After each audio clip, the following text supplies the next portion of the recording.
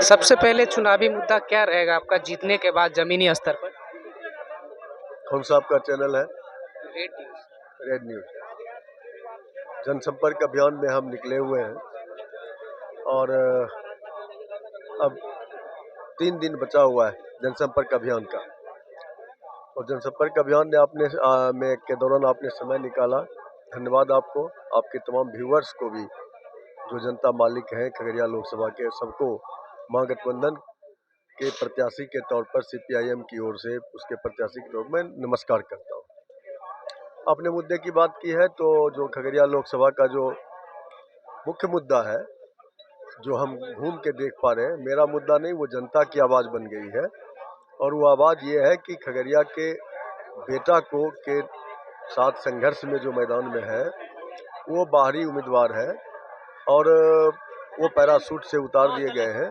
आदरणीय चिराग पासवान जी ने जिन्हें टिकट दिया है, कैसे दिया उसमें हम नहीं जानना चाहते हैं, लेकिन वह आदमी खुद अपने हलफनामा में SC/ST एक्ट के बारे में चर्चा की है और उसके अंदर SC/ST एक्ट का 4 सीटेड हुए हैं।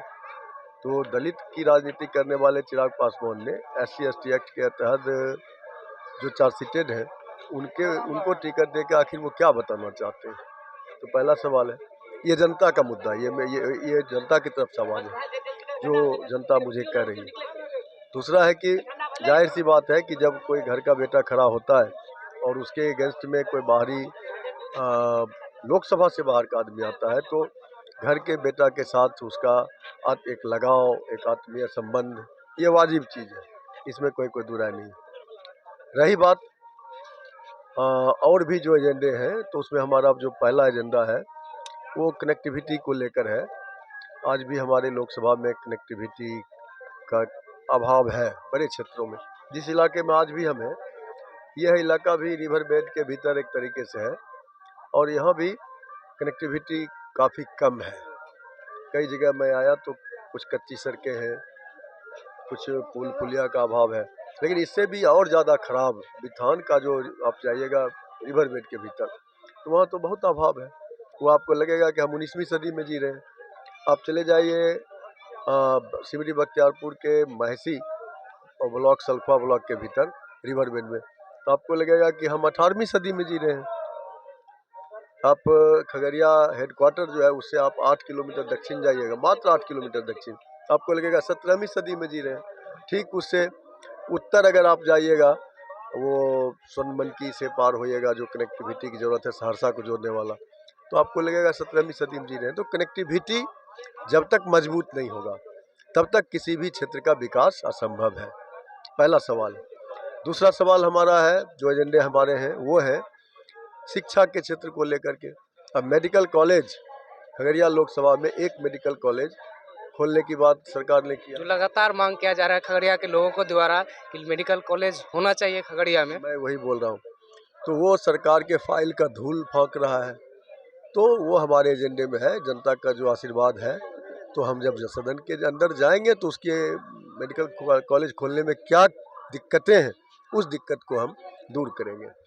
आप चले आइए हाई स्कूल, तमाम उसको जो है सो सरकार ने उत्क्रमित कर 10+2 कर दिया।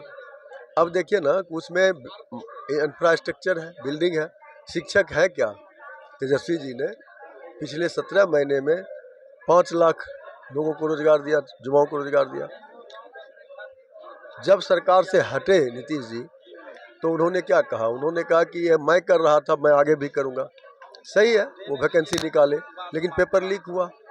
पेपर लीक एनडीए के अंदर ही क्यों होता है? 3 वैकेंसी दिया तेजस्वी जी ने, लेकिन एक भी पेपर लीक हुआ नहीं। और क्यों हुआ एनडीए के अंदर पेपर लीक और फिर वो गटर में चले गए? उत्तर प्रदेश सरकार जो बुलडोजर बाबा है, उनके यहाँ लीक होता है, मध्य प्रदेश में लीक होता है, हिमाचल में लीक होता है। क्या है भाई? ये मतलब साफ है कि सरकार जो एनडीए की है, उसकी नीति और नीयत दोनों में खोट है, चूँकि वो तमाम जो सरकारी जो सेक्टर है जहाँ से बड़ी पैमाने पर नौकरियाँ निकलती है, उसको वो बेच रही है। तो फिर नौकरी देने का कहाँ सवाल है? नंबर 1। नंबर 2, तो उसके अंदर इस हाई स्कूल 10+2 के अंदर शिक्षक देना। आप देखिए स्वास्थ्य सेवा का क्या स्थिति है। आप स्वास्थ्य सेवा के अंदर देखिएगा कि खगड़िया के अंदर एक हेडक्वार्टर के अंदर एक 100 बेड का जो है सो अस्पताल है। एक गोगरी अनुमंडल में 100 बेड का अस्पताल अभी अभी हुआ है। हसनपुर के इलाके में भी वो अतिरिक्त स्वास्थ्य केंद्र वगैरह बहुत पड़े हैं, लेकिन कोई अतिरिक्त सेंटर खुलता है क्या? उसमें डॉक्टर होते हैं क्या? नहीं होते हैं। उस 100 बेड के अंदर आप जाइएगा सर्दी खांसी का इलाज कराने के लिए तो आपको रेफर मिलेगा मायागंज हॉस्पिटल भागलपुर। अब ये हमारा इलाका गरीब का इलाका है, वो नहीं चाहता रेफर होके जाना, तो इसको दुरुस्त करने का सवाल है। आप बताइए हसनपुर के अंदर एक डिग्री कॉलेज नहीं है, शिक्षा का क्या भी डेवलपमेंट हुआ है आपके यहाँ, हमारे यहाँ? ये एक विषय है बड़ा सा।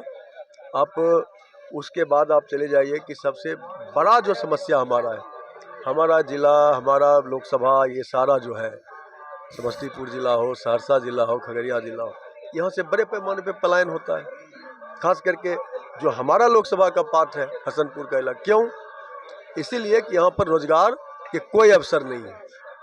अब युवाओं को रोजगार नहीं मिलेगा तो पलायन करेगा, और पलायन करने का, उसको रोकने का एक ही उपाय है कि आप रोजगार दीजिए।